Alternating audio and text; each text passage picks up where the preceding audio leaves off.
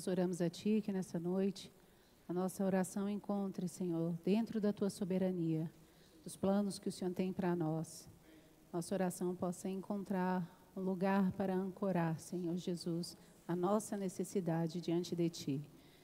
Nós, Senhor, oramos reconhecendo que o Senhor sabe de todas as coisas e todas as palavras que eu possa proferir aqui em nome dos meus irmãos, o Senhor já conhece bem. Mas nós oramos, Senhor, não para mudar a Tua mão, nem o destino que o Senhor determinou, Senhor, para nós, mas para confessar que nós necessitamos de Ti. Nós necessitamos que o Senhor possa traduzir, Senhor, o significado das Tuas palavras para nós e o Senhor possa romper, Senhor, todo o grilhão de morte. Nessa noite encontra, Senhor, corações que Te desejem genuinamente e muda a história, Senhor, dos casamentos, das famílias, muda a direção da nossa vida, Senhor Jesus, para o louvor da Tua glória. Nós Te louvamos e Te bendizemos em nome de Jesus. Amém. Amém, meus amados.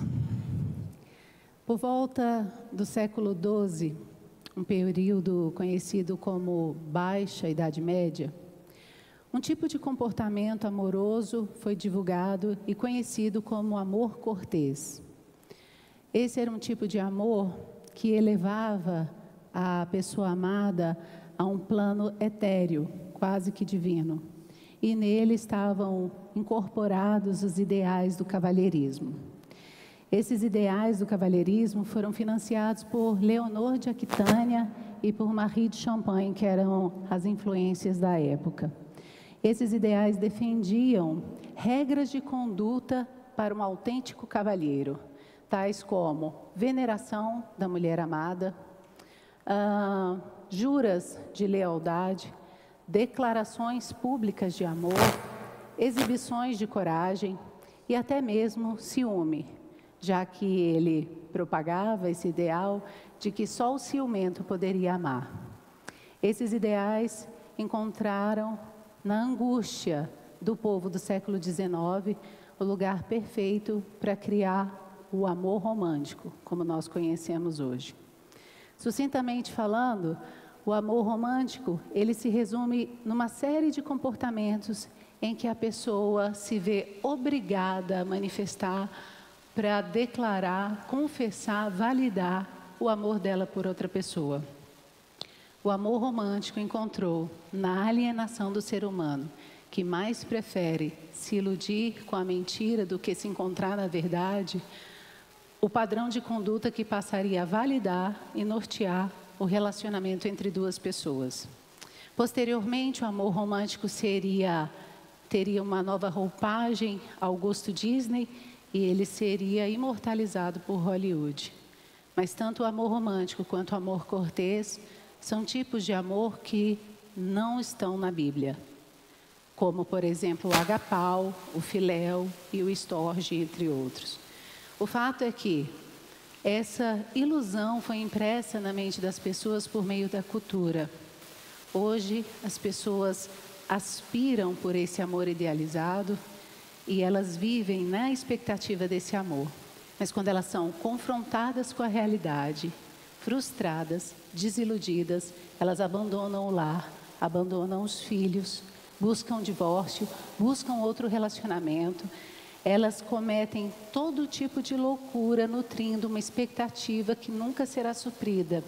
E elas são capazes dos piores atos, como suicídio, assassinato, tudo em nome de um engodo que foi criado pelos aristocratas da época para preencher os dias vazios que eles viviam. Então, como eu estava falando, com o advento da Revolução Industrial, aquele ritmo de vida das fábricas mudaria o ritmo da vida do ser humano, inclusive a forma como o ser humano se alimenta. Mais uma vez, uma série de comportamentos pré-estabelecidos pela cultura seria aprendido pelo homem e o homem passaria a pensar, sentir e se comportar de acordo com um molde pré-estabelecido, mas que esse homem acreditaria ser intrínseco à vida humana. Antes da Revolução Industrial, ainda na Idade Média, o jantar era a única refeição da maioria da população.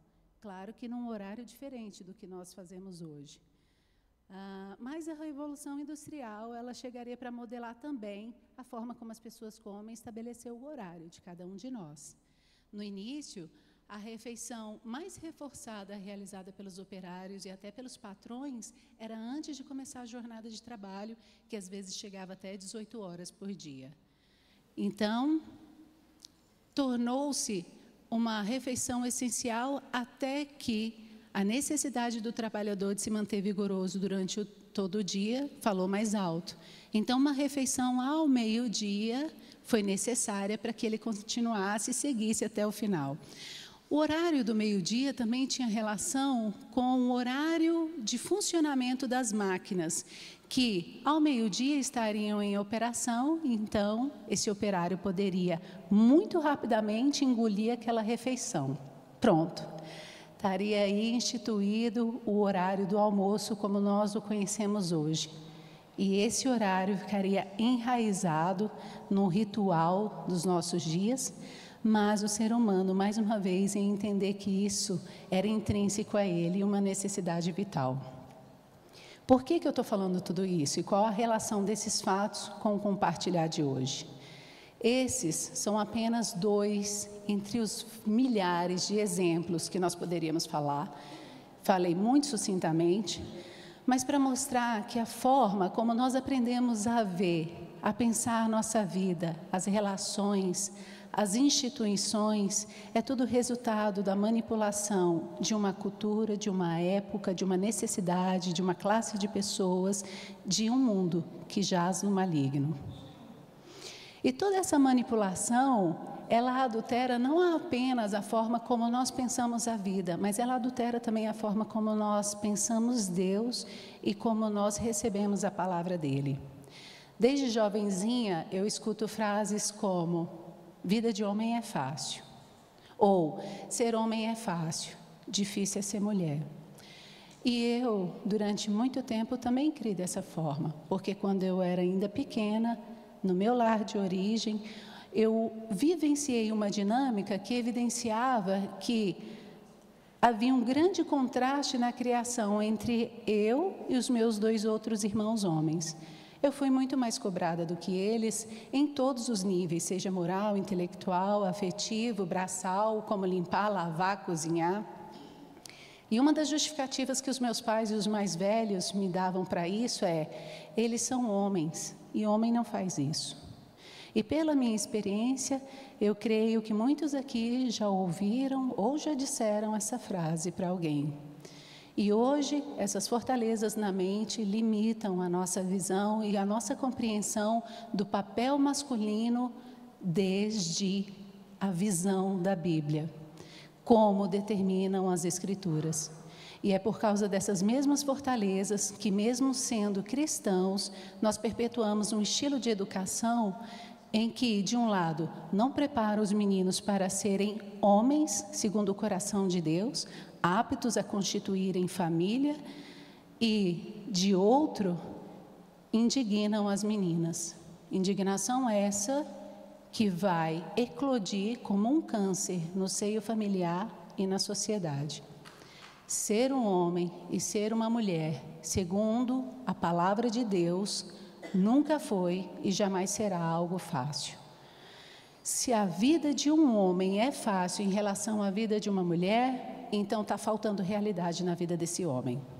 Provavelmente, ele está vivendo de acordo com os padrões de masculinidade que a cultura criou, e não de acordo com o papel que o Senhor desenhou, e está muito bem claro na palavra. Muitos proclamam a sua própria benignidade, mas o homem fidedigno, quem o achará? Provérbios 20, versículo 6. Se ser um homem fidedigno fosse fácil, ele não seria um homem raro. Primeiro ponto. Como nós mencionamos na primeira parte desse compartilhar, que está disponível no canal da Igreja do Gama no YouTube, o Salmo 128 é um salmo que deslinda características do caráter do homem fidedigno. É um salmo para o homem de família e não para qualquer um. É um homem comprometido com a edificação da família de Deus, porque o final da carreira ascensional desse homem é a edificação da Israel de Deus, que é a igreja. E por que esse é um salmo para o homem de família ou que deseja constituir uma? Porque a narrativa do salmo deixa claro no versículo 3 quem é o sujeito. Tua mulher no interior da tua casa, teus filhos ao redor da tua mesa. Então, esse salmo, ele é uma fonte para a gente recorrer não apenas para refletir sobre o caráter do homem fidedigno, mas ele também traz uma sequência cronológica sobre qual é o processo para a edificação da igreja de Deus, que é o quê? Primeiro vê a pessoa do filho, na sequência, restauração do viver familiar, depois, purificação do reunir, e isso vai redundar em edificação. Mas quem é que garante que essa é mesmo a sequência que determina a edificação da casa de Deus? Irmãos, só Deus pode confirmar a palavra dele. Então, a Bíblia deve confirmar-se a si mesma. Quando nós lemos a Bíblia, nós precisamos buscar essas confirmações. Por isso, vamos até o Evangelho de João, que, entre outras passagens, revela o mesmo princípio: visão do filho, restauração do viver familiar, purificação do reunir, edificação da igreja. Logo lá no final do primeiro capítulo, após Cristo ter sido batizado, versículos 43 ao 51, Jesus encontra Filipe e o convida para segui-lo. Então Filipe relata a Natanael que o Messias, que havia sido mencionado, descrito por Moisés, havia sido encontrado, era Jesus o Nazareno. E aí Natanael questiona: e de Nazaré pode sair alguma coisa boa? Então Filipe vira para ele e fala: vem e vê. E quando Natanael viu a Cristo, ele exclamou: tu és o Filho de Deus. Primeiro ponto, visão do Filho. Logo na sequência, capítulo 2, versículo 1 a 12, Cristo é convidado a participar de uma boda onde ele realizaria seu primeiro milagre. O versículo 11 afirma que, ao transformar a água em vinho, símbolo da ressurreição da alegria no casamento, o Senhor Jesus dava princípio aos seus sinais e ele manifestava a sua glória, restauração do viver familiar. No versículo 13 ao 22, o Senhor purifica o templo, o lugar de adoração dos filhos de Israel. Hoje, este lugar é o espírito humano mesclado com o Espírito, que nos capacita a um viver de igrejar, ou seja, um viver diário, condigno com o viver daqueles que foram chamados para fora do fluxo do sistema mundial. É esse viver de separados que produzirá um reunir puro e que será útil para a edificação da igreja de Cristo. Então, visão do Filho, restauração do viver familiar, purificação do reunir, redunda em edificação da igreja. Veja como essa sequência é significativa.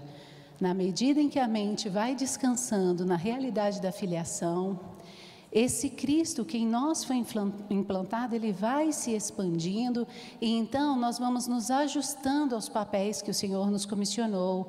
Nosso casamento vai sendo ajustado, nós aprendemos a viver a vida comum do lar, nós criamos os nossos filhos de acordo com a palavra e o viver santificado que nós experimentamos no lar será a expressão do reunir, que de fato é o processo da edificação da igreja de Deus.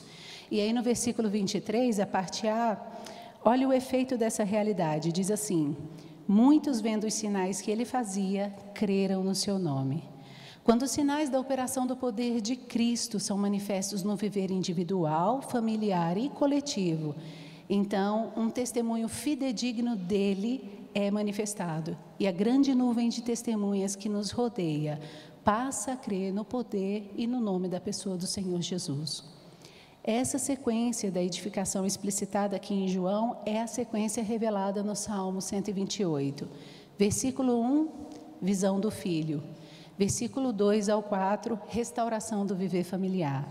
Versículo 5, purificação do reunir. Versículo 6, edificação da igreja.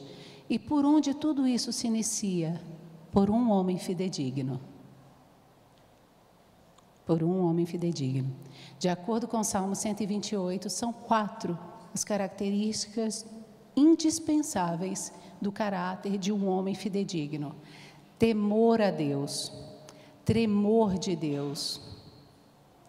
Ele precisa saber reconhecer e valorizar o significado do trabalho e depois ter habilidade para administrar finanças, dinheiro.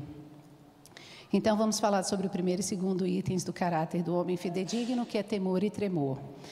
Lá o Salmo 128, versículo 1, King James atualizada diz: bem-aventurado aquele que teme ao Senhor e busca andar em seus caminhos. Temor e tremor. Qual a diferença entre temor e tremor?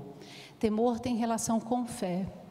No dia em que o temor do Senhor nos alcançou, então a fé de Jesus foi nos concedida. O temor do Senhor, ele é concedido no novo nascimento. E o tremor? Tremor tem relação com obediência. É andar de acordo com o que determina a palavra de Deus. É andar na luz daquilo que dele nós temos recebido e aprendido. Então é possível temer a Deus e não tremer de Deus? Claro. Examinemo-nos, cada um de nós, a nós mesmos. São bilhões de cristãos confessos no mundo. E olha o mundo, a situação que nós estamos vivendo. Se andássemos todos em tremor de Deus, em obediência, a história da humanidade seria outra e a história dos nossos dias também. Então o salmista deixa claro que não basta o homem temer a Deus, ter fé em Deus. É necessário que esse homem ande em seus caminhos, que ele obedeça a palavra de Deus. Então, por que é que o primeiro item, logo no início do primeiro item do caráter do homem de Deus é fé? Porque sem fé é impossível agradar a Deus. Hebreus 11:6. E porque o temor a Deus é o princípio do saber, como diz em Provérbios 1:7. Quando o homem não teme a Deus, lhe falta o juízo, a sabedoria. E quem é que paga pela falta de juízo dele?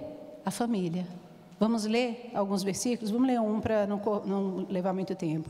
Provérbios 11:26, na versão da linguagem de hoje, diz assim: quem dirige mal a sua casa acaba sem nada. Quem não tem juízo será sempre escravo de quem é sábio. Você já se deu conta da quantidade de problemas que as famílias têm enfrentado por conta de atitudes e comportamentos de um homem que não teme ao Senhor ou não anda de acordo com a palavra do Senhor? Quantas mulheres estão com a autoestima flagelada, com o emocional destroçado? Quantos filhos desorientados, desamparados, afundados em pornografia, em vício de toda ordem, em relacionamentos destrutivos, em contextos de risco, simplesmente porque um homem sem juízo, um tolo, iniciou uma família. E olha, eu quero me dirigir agora às irmãs com muito respeito. Antigamente, a mulher, ela era obrigada a se casar com um homem que não foi escolhido por ela. Mas hoje, mesmo com a liberdade de escolha, a sociedade está cada vez mais caótica. Por quê? Infelizmente, em parte, porque as mulheres têm se envolvido com qualquer tolo.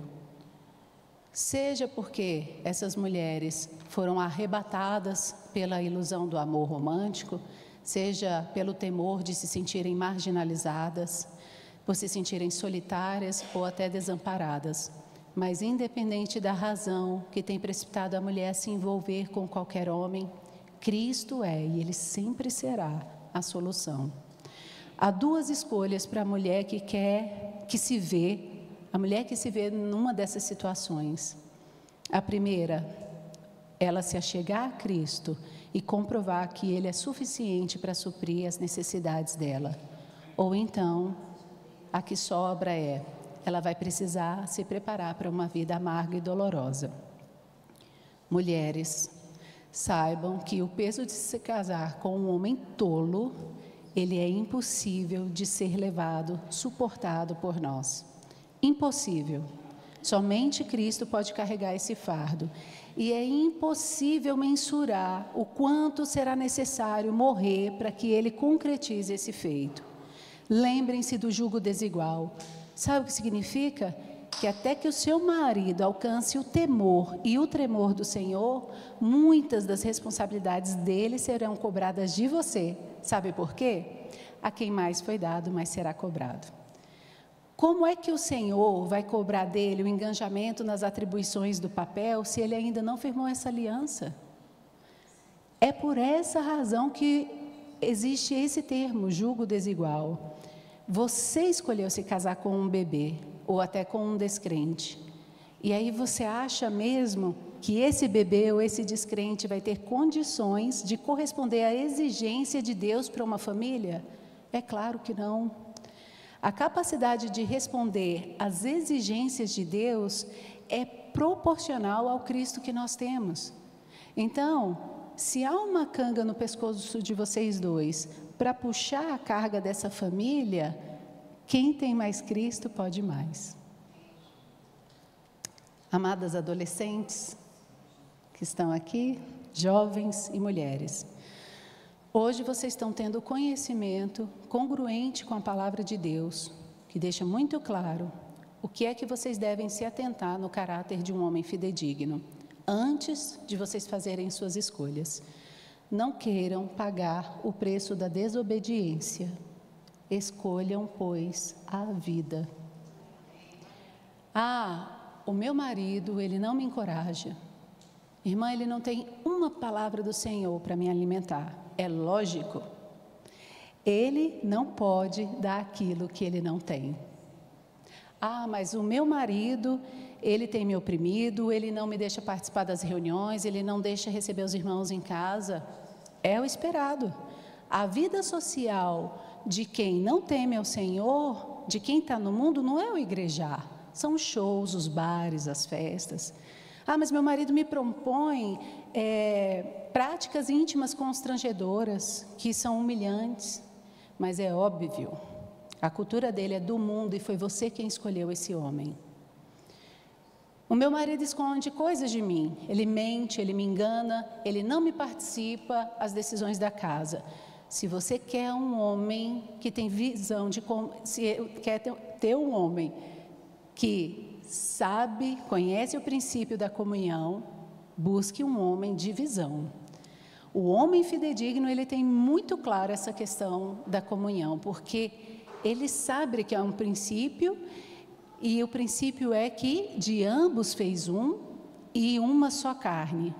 Então, ele sabe que apesar de ele ter a responsabilidade de guiar a família com a mão direita, de dar direção para essa família, ele não pode desprezar a participação da mulher nos processos decisórios em relação à casa, as tomadas de decisões. Ele sabe que sem comunhão com a esposa, o Senhor não ordena a sua bênção. Vejamos lá o que diz Salmo 133, versículo 1. Diz o seguinte: como é bom e agradável viverem unidos os irmãos. Versículo 3, parte B, ali ordena o Senhor a sua bênção e a vida para sempre. A sua esposa é sua irmã em Cristo, certo? Homens casados. Amém.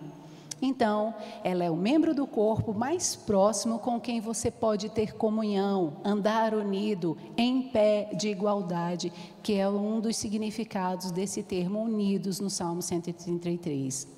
Se vocês não mantêm comunhão sobre todos os assuntos, a ordenação da bênção sobre o casamento, sobre os filhos, sobre a casa, sobre as finanças, é limitada por vocês.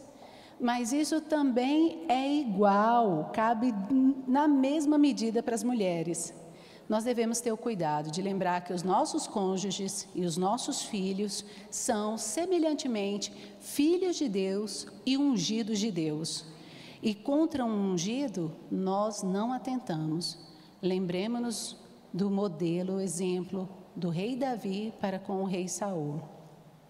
Há irmãos casados vivendo debaixo do mesmo teto, que escondem bens, que escondem dinheiro, assuntos e fatos uns dos outros. Meus irmãos, se eu fosse evocar um ditado popular aqui para os irmãos, eu diria: ponham a mão na consciência. Mas nós devemos elevar o nosso modo de falar.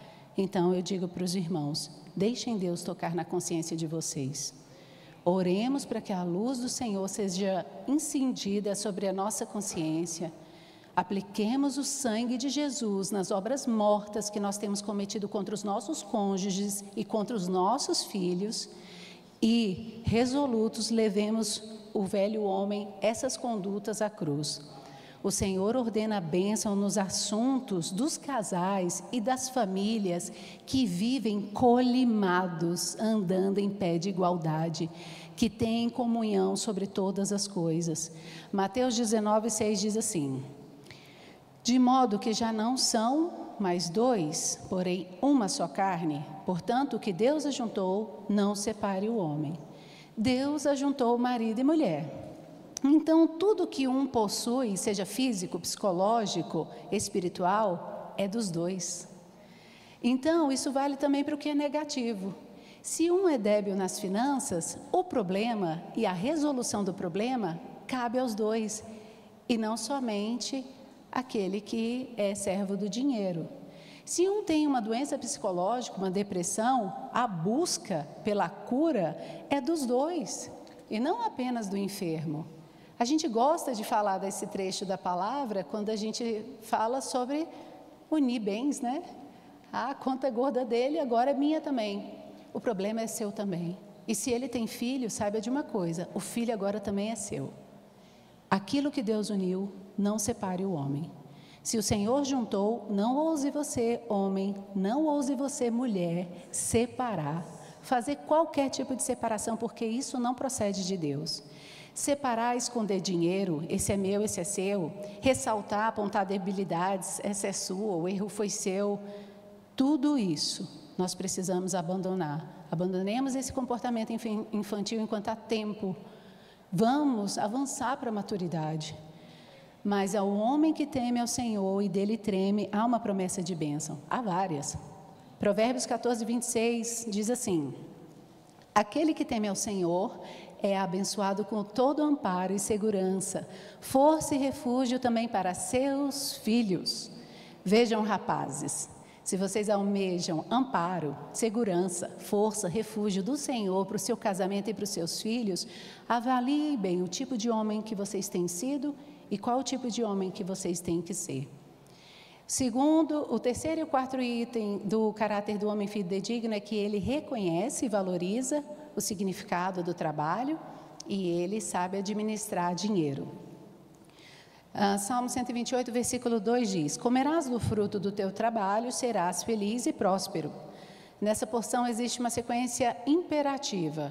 Aprender a reconhecer e valorizar o significado do trabalho é uma condição primeira para o homem e depois ele vai aprender a administrar o dinheiro. O relacionamento e o trabalho têm um lugar de suma importância para Deus. São vias de uma mão dupla. Em Gênesis 1, versículo 26, a parte A, diz assim: também disse Deus, façamos o homem à nossa imagem, conforme a nossa semelhança. Façamos não está relacionado somente ao ato de fazer, mas ele se refere a uma ação da primeira pessoa do plural, nós. E o que isso significa? Que são três fazendo, Pai, Filho e Espírito Santo, numa interação mútua, revelando que o trabalho e o relacionamento são processos intrínsecos ao Deus triuno. Logo, é um modelo de funcionamento para nós também, porque, pois de Deus somos imagem e semelhança. Então, o trabalho existe para o relacionamento, e o relacionamento é que dá sentido ao trabalho. O trabalho existe para prover as nossas relações, é esse o significado, é por isso que o Senhor instituiu o trabalho. Ele existe tanto para prover a relação conjugal e familiar, como ele existe para prover a relação fraternal, servir uns aos outros, 1 Pedro 4,10, e também servir ao Senhor, Salmo 2,11, que é a relação divinal. E onde é nas Escrituras que esse princípio é confirmado do trabalho, que trabalho é importante para Deus? São várias as passagens, mas vamos de Jesus porque ele tem peso e ele é o fundamento. Vamos lá para João 5, versículo 16 e 17. E os judeus perseguiam Jesus porque fazia essas coisas no sábado. Mas ele lhes disse: meu pai trabalha até agora e eu trabalho também. Jesus, filho de Deus, relacionamento. Jesus, servo, trabalho. Se o próprio Deus, o Filho e o Espírito trabalham para prover essa relação entre si, o que é que os irmãos acham que vai restar para nós? Trabalho. Mas não é trabalhar para ficar rico, não é trabalhar para ostentar posses, é trabalhar para prover relações. Os filhos de Deus trabalham para prover o relacionamento com Deus, o relacionamento familiar e o relacionamento com a igreja. Então, agora que nós elevamos o nível aqui, nós estamos prontos para falar sobre a parte prática do trabalho do homem na relação conjugal e familiar. O trabalho, então, é um princípio para todos, seja homem, seja mulher. Mas no que concerne ao provimento e sustento da família, ao homem compete a responsabilidade de trabalhar para prover as pessoas do lar, esposa e filhos. Nós compartilhamos anteriormente, lá que no Éden, no capítulo 3 de Gênesis, versículo 16 a 19, o Senhor conectou o papel da mulher às pessoas, filho e marido, e o papel do homem ao provimento dessas pessoas, provisão e sustento. Em fadigas obterás dela a terra o sustento, né, durante todos os dias da sua vida, e no suor do teu rosto comerás o teu pão. Até aqui não há dificuldade para a maioria dos homens. Graças a Deus, ainda há homens comprometidos com as suas famílias e que trabalham para o sustento dos seus. Mas o raro é ver um homem que estende esse seu dever de trabalho às tarefas do lar. Eu creio que todos nós já ouvimos a seguinte expressão, a designação de dupla jornada, né? Geralmente ela está relacionada à mulher que trabalha fora, chega em casa, ela precisa dar cabo das tarefas domésticas e dos filhos, certo? Pois bem, no entendimento das Escrituras, a dupla jornada não é da mulher, mas é do homem. Até porque, observando estritamente e rigorosamente as Escrituras, não teria como a mulher cumprir dupla jornada, porque a ela cabe estar em casa, provendo o cuidado dos seus. Então, estritamente, olhando as Escrituras, eu não vou entrar nesse assunto hoje, tá, do aspecto da mulher que trabalha fora, até porque a questão do trabalho secular para a mulher envolve duas realidades diferentes.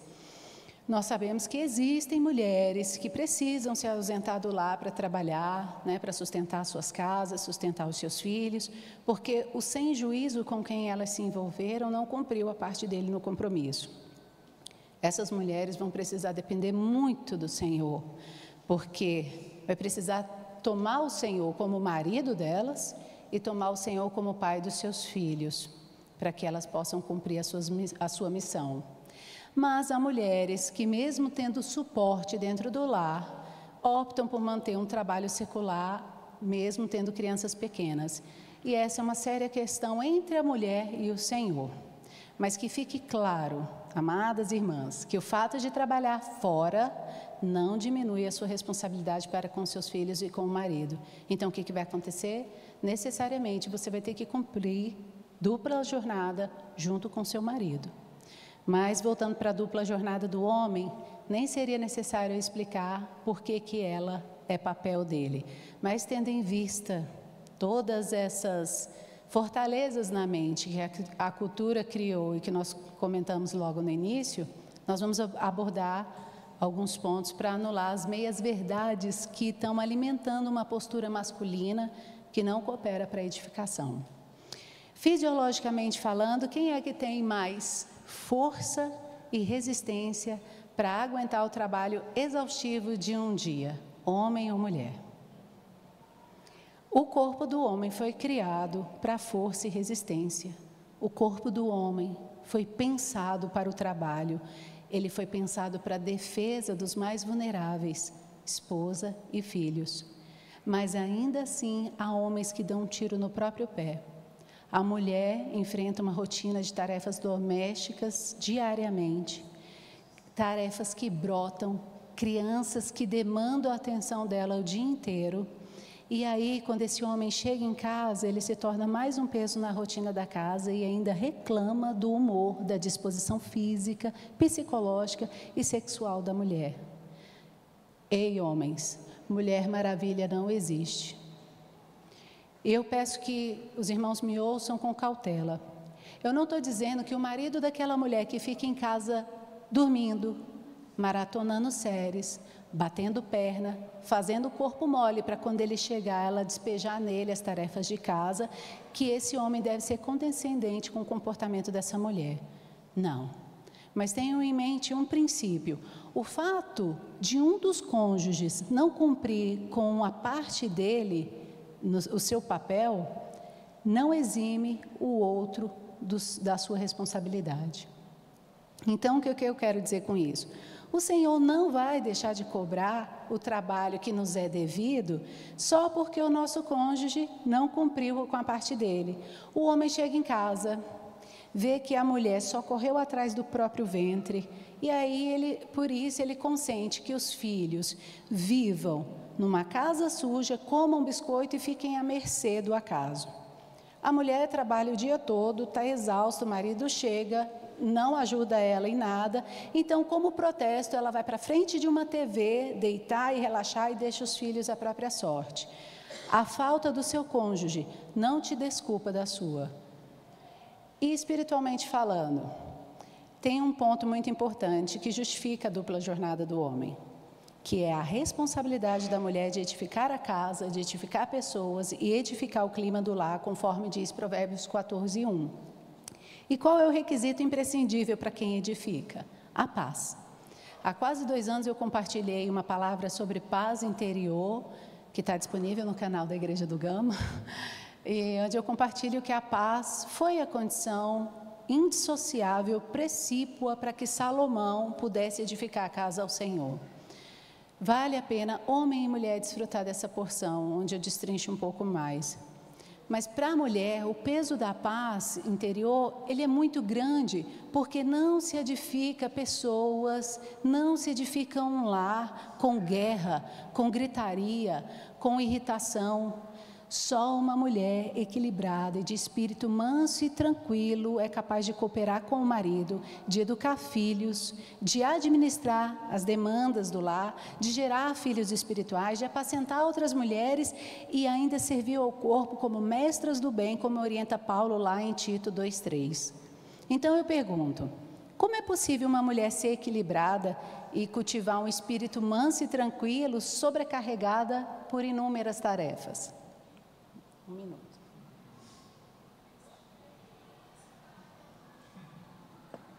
Ela precisa do suporte do homem fidedigno para que ela possa se aquietar aos pés do Senhor, em oração, em reflexão, na leitura da palavra, leitura de livros espirituais, porque o tal espírito manso e tranquilo, que é de grande valor diante do Senhor, como referido por Pedro, 1 Pedro 3:4, ele não se conquista em faculdades, não.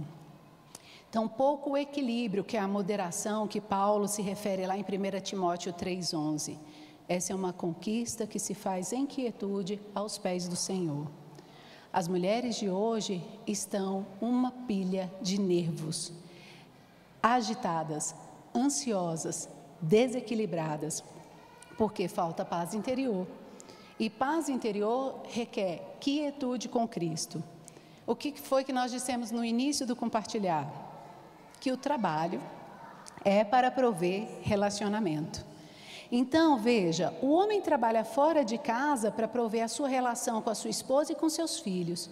E ele trabalha dentro de casa para prover a relação da mulher com o Senhor. Sabe por quê, homens?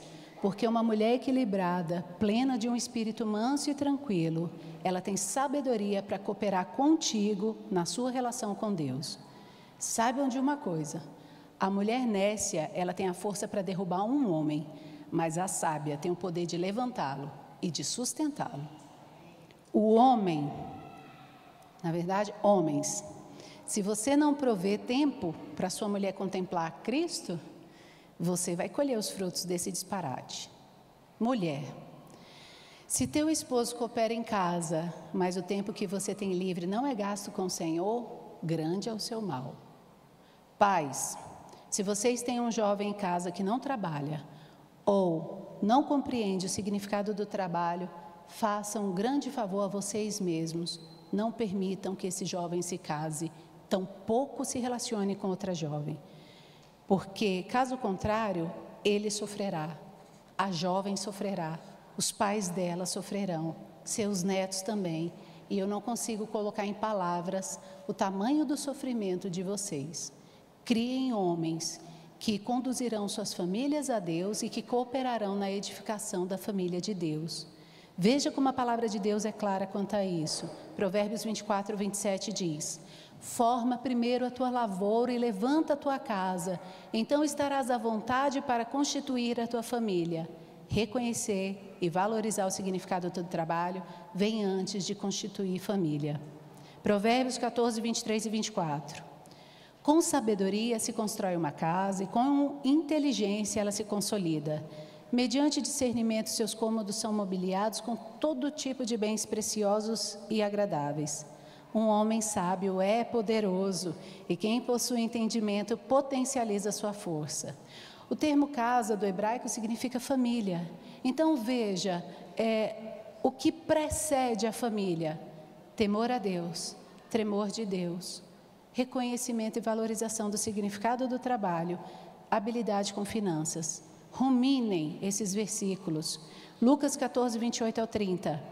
Porquanto qual de vós, desejando construir uma torre, primeiro não se assenta e calcula o custo do empreendimento e avalia se tem recursos necessários para edificá-la, para não acontecer que, havendo providenciado os alicerces, mas não podendo concluir a obra, todas as pessoas que a contemplarem inacabada zombem, proclamando: este homem começou grande construção, mas não foi capaz de terminá-la. Este homem começou uma família, mas não foi capaz de levar até o fim, porque ele não tinha o caráter necessário para esse empreendimento. A admoestação das Escrituras é clara: não se meta num compromisso para o qual você não tem capacidade de assumir. E eu uso não se meta ao invés de não se comprometa, porque comprometer-se pressupõe a atitude de alguém que sabe o que está fazendo, tem ciência e também tem os recursos para fazer o que se propõe. Então não se meta, não se comporte de modo que você se veja dentro de um compromisso cujo qual você não tem capacidade de levar a cabo. Um compromisso, principalmente casamento e criação de filhos, ele requer primeiro propósito. E ser feliz não é propósito, é ilusão. Propósito é quando Cristo é o centro. Quando Cristo é o motivo, Ele é o meio, Ele é a meta. Isso é propósito. Compromisso requer uma reflexão diante de Deus, muita conversa com os pais, tutores e mestres, planejamento e preparo para responder ao custo e às implicações do passo que vai ser dado. É por isso que cabe aos pais, aos líderes, aos tutores e mestres e irmãos mais maduros, se tiver oportunidade, os irmãos, explicar àqueles que aspiram ao casamento ou gerar filhos, explicar para eles o custo e o conflito dessa decisão. O perigo de uma decisão precipitada, insincera e irresponsável é duplo. Primeiro, zombaria pelo fracasso no hoje e um intervalo lá no pranto e no ranger de dentes amanhã. Horrível coisa é cair nas mãos do Deus vivo. Finalizando a pauta aqui, irmãos, não é só chamar a atenção dos irmãos para o fato de o homem não cumprir com as tarefas do lar, que é sim do seu papel, mas é pontuar o fato de que talvez homens, vocês ainda não tenham compreendido que a vocês cabe a responsabilidade de prover tudo o que a família necessita. O homem precisa prover finanças, prover serviço, prover estabilidade da casa, proteção para a família, modelo para os filhos, relacionamento da mulher com Deus e até a alegria dela. Olha só o que diz o versículo 3 do Salmo 128. Tua esposa, no interior de tua casa, será como a videira frutífera. A videira, na tradição judaica, ela simboliza fertilidade, riqueza, festividade e a maior, alegria. A esposa do homem que teme ao Senhor, que treme do Senhor, que valoriza o significado do trabalho fora e dentro de casa e sabe administrar dinheiro, ela é uma mulher alegre. Nessa palavra, alegria, se resume todas as características de uma mulher que edifica o lar. 128, versículo 3, teus filhos serão como broto de oliveira ao redor da tua mesa. Nós sabemos que o azeite é um produto da oliveira e simboliza o Espírito, né? O Espírito Santo. Logo, os brotos, que são pequenos rebentos dessa árvore, eles contêm em si o mesmo potencial. Os filhos do homem fidedigno são igualmente cheios de unção pela sábia condução dos seus pais. A mesa é muito significativa porque ela representa o lugar da comunhão, né, em que todos estão assentados e eles estão à mesma altura, os olhos de todos estão à mesma altura. O significado do termo varão e varoa é aquele que olha nos olhos. Então veja, o homem fidedigno, juntamente com a sua esposa, ele cria os filhos numa esfera em que todos são igualmente respeitados, validados, acolhidos. Por isso é que a família mantém um relacionamento íntimo e de comunhão entre si. Não é eu e minha esposa aqui e meus filhos aqui. É aqui. Respeito. Nós somos filhos de Deus, igualmente ungidos. Contra o ungido, nós não levantamos.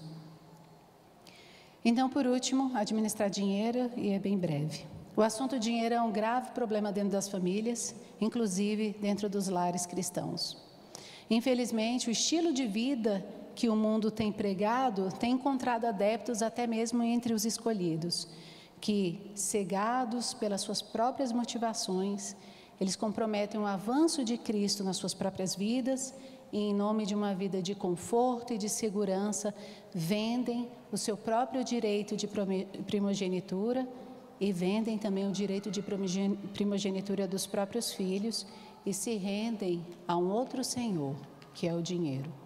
Mateus 6,24 revela que no universo existem apenas dois senhores. Um é legítimo, Cristo Jesus, e o outro é o dinheiro. E Satanás nunca passou de mais do que um servo nas mãos do Deus Altíssimo. Mas, infelizmente, ainda há cristãos que empoderam Satanás nas suas vidas e na vida das suas famílias, porque eles outorgam a Satanás a responsabilidade pelo caos financeiro da própria família ou o seu desequilíbrio. Afirmam que é obra do inimigo, o que na verdade é resultado da sua própria servidão ao dinheiro. E em casos mais escandalosos, além de servirem, amam o dinheiro, que é o caso da avareza. E quem é que está prejudicando a família? A Bíblia deixa claro que não é Satanás. Provérbios 15, 27 diz: o avarento coloca sua própria família em apuros. A conduta descompensada de um homem em relação ao dinheiro, seja pelo excesso de economia, que na verdade é uma necessidade de ter o dinheiro, possuir o dinheiro para se sentir seguro, seja pelo excesso de gastos, que é o caso do perdulário, ou pela prática de maus negócios, típico do papalvo. Esse tipo de comportamento dos homens dentro de casa desespera o coração da esposa. A mulher do avarento, a mulher do perdulário, a mulher do papalvo, ela fatalmente vai ser ansiosa quanto ao amanhã e os filhos vão crescer num clima de instabilidade e de sentimento de desamparo. E é um quadro muito pior. Os filhos vão tender a modelar o comportamento financeiro do pai, especialmente os meninos. Então, uma reprodução desse hábito pecaminoso em relação ao dinheiro vai tender a se perpetuar dentro da estrutura familiar e vai sendo transmitida de geração para geração. E por que eu chamo de hábito pecaminoso? Porque todo excesso em relação ao dinheiro denota idolatria. E dos hábitos pecaminosos que os nossos filhos modelam de nós, os que têm relação com o dinheiro e com o sexo são os mais graves e os mais difíceis de serem curados e tratados. Filhos de pais que têm um dinheiro como um Senhor não aprendem a ver Deus como um pai que o único que pode prover segurança e prover tanto a necessidade do hoje quanto do amanhã. Esses filhos vão ter dificuldade de se relacionar com Deus. A tendência desses filhos será o desequilíbrio na vida espiritual, psicoemocional, profissional e familiar.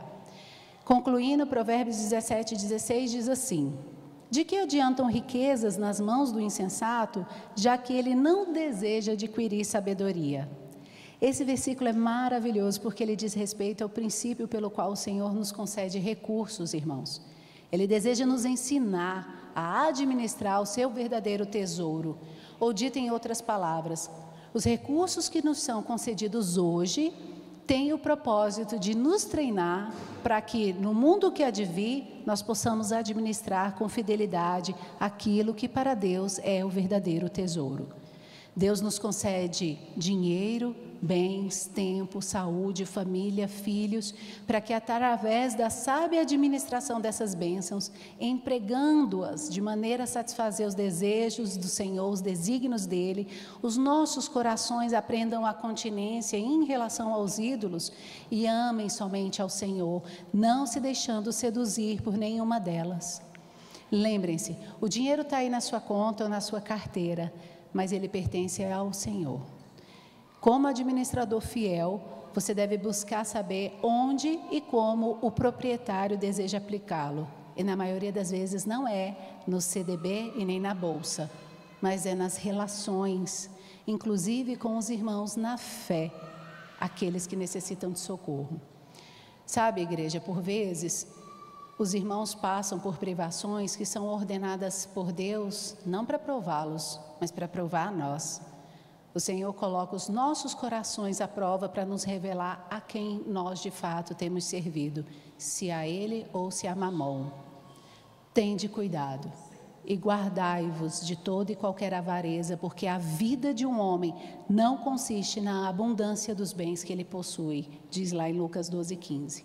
São inúmeros os versículos deixados de lado aqui nesse compartilhar, para que eu não excedesse o tempo, mas eu fiz uma pequena relação com alguns deles, para aqueles que desejam ser iluminados e edificados com o caráter de homem fidedigno, e os irmãos da projeção vão projetar aqui, quem quiser tirar uma foto.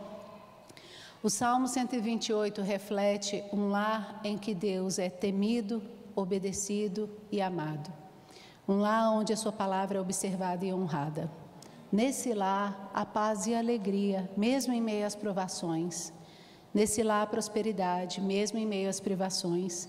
Porque esse é um lar que começou por um homem fidedigno, um homem que possui um compromisso genuíno com a vontade de Deus. E por isso, ele é um homem merecedor de crédito e de confiança na edificação de uma família para si e para Deus. Aqueles que têm ouvidos para ouvir, ouçam. E quem tem o Espírito, discirna. Amém.